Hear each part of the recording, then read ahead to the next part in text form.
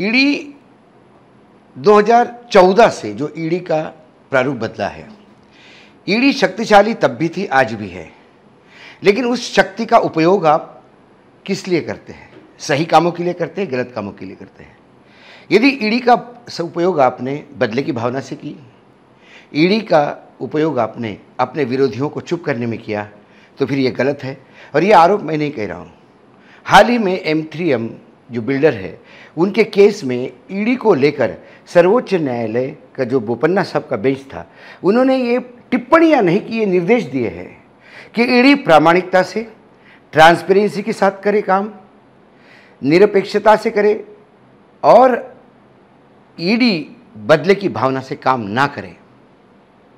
जब ईडी को ईमानदारी से काम करने के लिए निर्देश दिए जाते हैं, जब ईडी को ट्रांसपेरेंसी के निर्देश दिए जाते हैं सर्वोच्च न्यायालय द्वारा, जब ईडी को ये बोला जाता है कि बदले की भावना से आप काम न करें, इसके मायने ये है कि ईडी ये काम करते आ रही है। उसके बाद लेटेस्ट केस, क्योंकि ये भी लोगों के जहन में होगा, इसलिए मैं लेटेस्ट केस का रेफरेंस दे रहा हूँ। लेटेस्ट केस मनीष सिसोदिया के केस में हुआ। मनीष सिसोदिया के केस में सर्वोच्च न्यायालय के खन्ना साहब के बेंच ने ये पूछा ईडी को कि मनी लॉन्ड्रिंग का यूएपीए लगाया तो मनी लॉन्ड्रिंग है कहाँ? मनी नहीं तो लॉन्ड्रिंग कैसा हुआ? There has to be a cash transaction. उन्होंने कहा कि इस मनी लॉन्ड्रिंग के प्रोसेस में ये थे। उन्होंने कहा कि प्रोसेस में होने से क्रिमिनल कैसा होता है आदमी?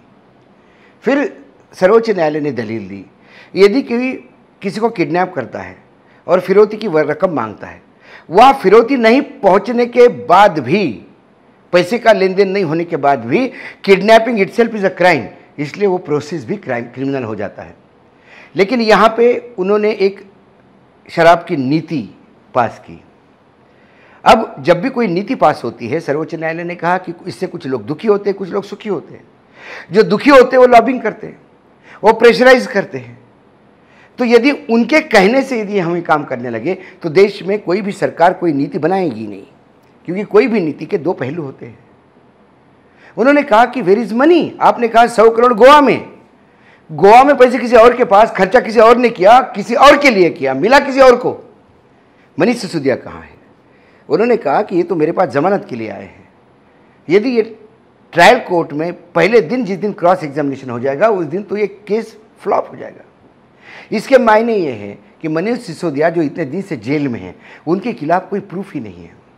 संजय सिंह की गलती यह है कि संजय सिंह ले गए मनीष सिसोदिया से मिलने अरोड़ा को। अब सर्वोच्च न्यायालय ने कहा कि आपके पास मनीष सिसोदिया के खिलाफ एक ही चार्ज है कि एक सरकारी गवाह है, उसने कहा कि मैंने दिए। पहले दिन उन्होंने कहा कि उसने कहा कि 32 लाख का चेक दिया। किसको दिया? आम आदमी पार्टी के नाम दिया। तो इसमें आम आदमी पार्टी को पार्टी बनाई है। मनीष सिसोदिया कहाँ से पार्टी हो गया? क्या आम आदमी पार्टी को पार्टी बनाएगी ईडी?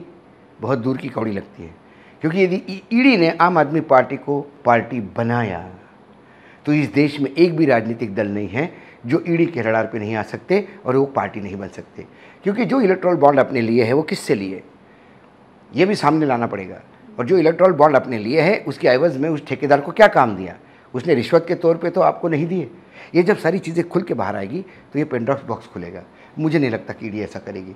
लेकिन सीबीआई ने अभी तक, मतलब सीबीआई का रिकॉर्ड इतना वाहियात रहा है पिछले कई दिनों से कि यदि यूपीए और एनडीए की बात करें, 2004-2014 की बात हम करें, तो जिस अनुपात में, मतलब जिन सरकार ये नेताओं पे, जितनी विपक्ष के नेताओं ने, जो नेताओं पे, पॉलिटिकल पर्सनैलिटीज़ पे जो रेड हुई है ईडी की, वो उसमें से 60% विपक्ष पे हुआ करते थे जब यूपीए में सरकार थी। 2004 से 2014 तक की बात करें तो 2014 से 2022 तक ये आंकड़ा 95% है।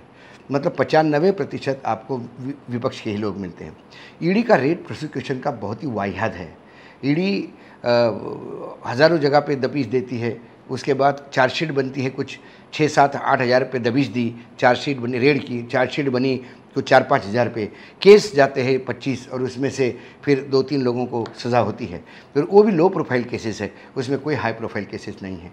इसके पहले ईडी ने जो संजय राउत को अरेस्ट किया था, महाराष्ट्र का गृह मंत्री, बहुत बड़ा पोस्ट होती है एक राज्य का गृह मंत्री होना, उनको 1 साल तक जेल में रगड़ा।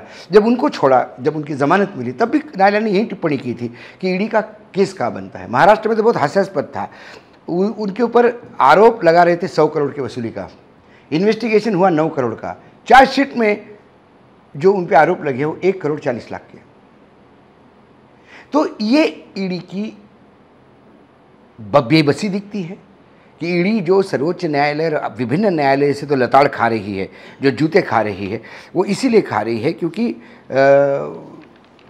को घुमा फिरा के ईडी के लिए प्रॉब्लम ये है कि सरकार का मानना ज़रूरी है।